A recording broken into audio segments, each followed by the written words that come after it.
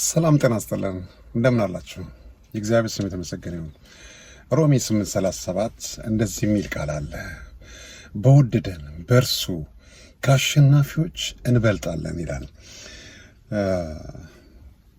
ምናልባት ህይወት እንደ ጦርነት ሆኖ ከብዶ ሊሆን ይችላል፣ ከብዶች ሊሆን ይችላል።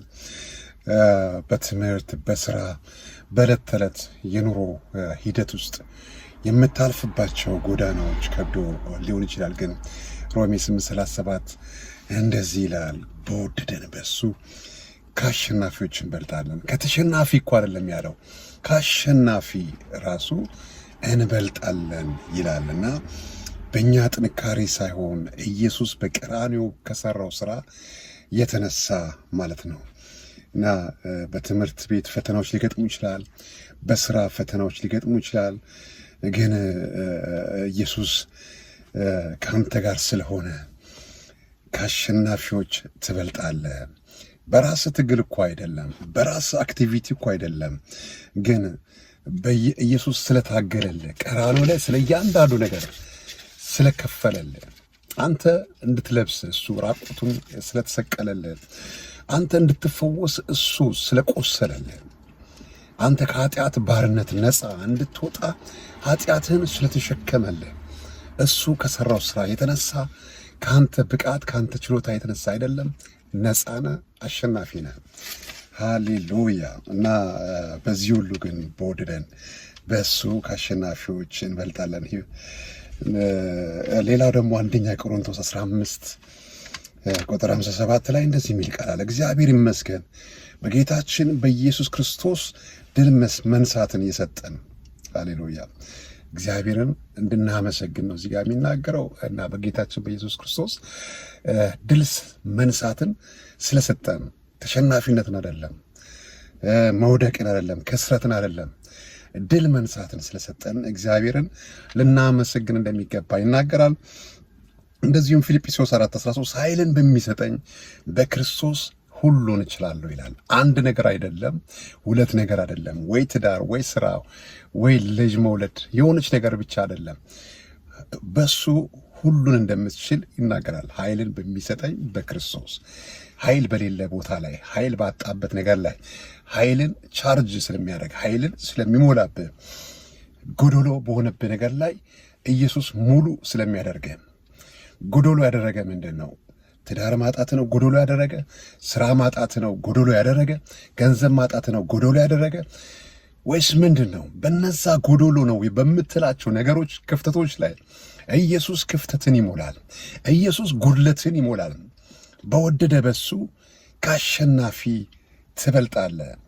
ቀዳሚ ነኝ ከሚለው በትምህርቴ ብልጫ አለኝ፣ በእውቀቴ ብልጫ አለኝ፣ በዘመዶቼ ብልጫ አለኝ። ለምን አንዳንድ ሰው ይላል ከዘር ነው ይላል፣ የባላባት ዘር ነን፣ ወይም ደግሞ የባለሀብት ዘር ነን፣ የባለስልጣን ዘር ነን። በትምህርት ሁላችንም ነው የምናመጣው። የሚመኩ ሰዎች አሉ በራሳቸው አክቲቪቲ። አንተ ግን በክርስቶስ ኢየሱስ በሰራው ስራ የምትመካ ከሆነ ከአሸናፊዎች ትበልጣለህ። እነዛ ከተመኩት ራሱ ትበልጣለህ። ትምክህትህን ግን በራስህ ላይ አታድርግ። ወጥሬ በማጥናቴ ነው፣ ወጥሬ በመስራቴ ነው፣ ወጥሬ እንደዚህ በማድረጌ ነው አትበል። ያ ማድረግ መልካም ሆኖ ሳለ ትምክህት ጠልፎ እንዳይጥል በራስህ አትመካ።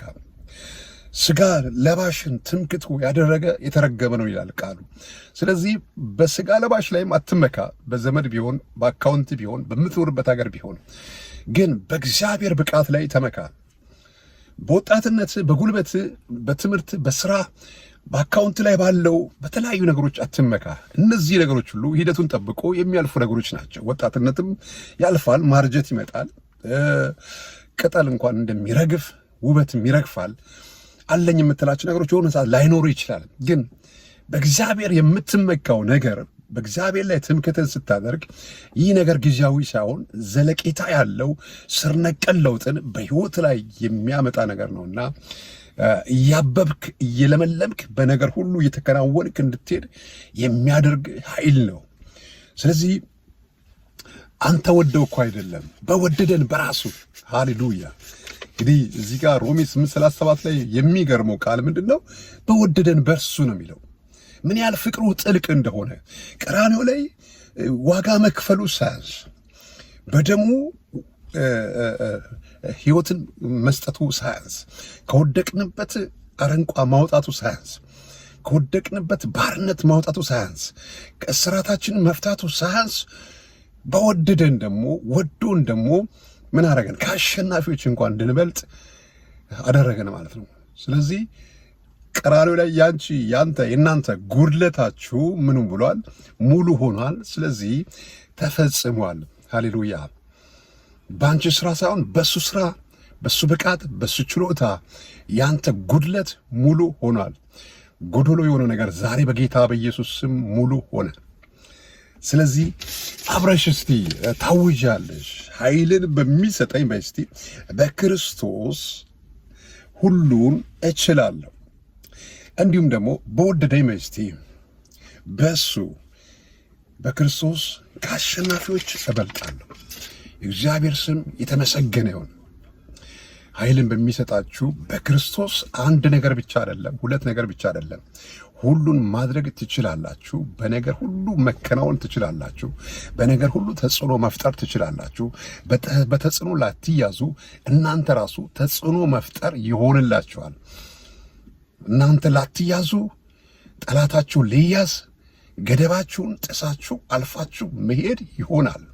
ይህ በእናንተ አይደለም፣ በእግዚአብሔር ኃይል። ሃሌሉያ። ይህም በእግዚአብሔር ዓይን ቀላል ነው አለ ኤልሳ። ሃሌሉያ። የሶስት ሀገር ነገሥታቶች ወደ እሱ ዘንድ በመጡበት ሰዓት ላይ በዋጥም እነሱም ሆነ ወታደሮቻቸው እንዲሁም ከብቶቹ በተቃጠሉበት ሰዓት ላይ ባለበገና አምጡልኛልና በገና ሲደረደር መልእክት መጣለት ለኤልሳ። ነፋስ አታዩም፣ ደመና አታዩም፣ ግን ይህ ሸለቆ በውሃ ይሞላል አለ። ማይቻል ነገር ነው። ባዶ የሆነ ነገር ነው።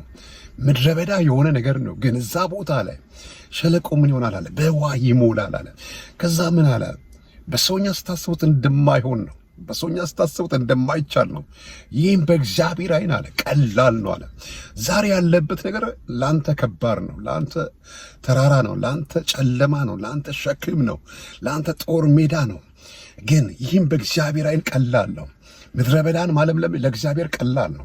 ሸለቆን መሙላት ለእግዚአብሔር ቀላል ነው። ተራራ ማስተካከል ለእግዚአብሔር ቀላል ነው። ቀንበርን መስበር ለእግዚአብሔር ቀላል ነው።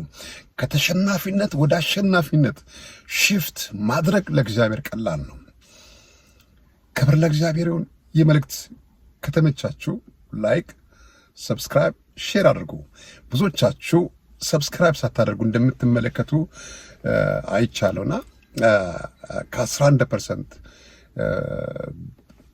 በላይ የሆኑ ማለትም 11% አካባቢ ነው ሰብስክራይብ ያደረጉት የሚመለከቱት ማለት ነው። ሌሎቹ እንግዲህ ከ89 በላይ የሚሆኑት ሰብስክራይብ ሳያደርጉ ነው የሚያዩትና በተቻላችሁ መጠን ሰብስክራይብ፣ ላይክ አድርጉ፣ ኮሜንት አድርጉ። ወዳችኋለሁ። ተባረኩልኝ። ቀናችሁ ብሩህ ይሆንላችሁ።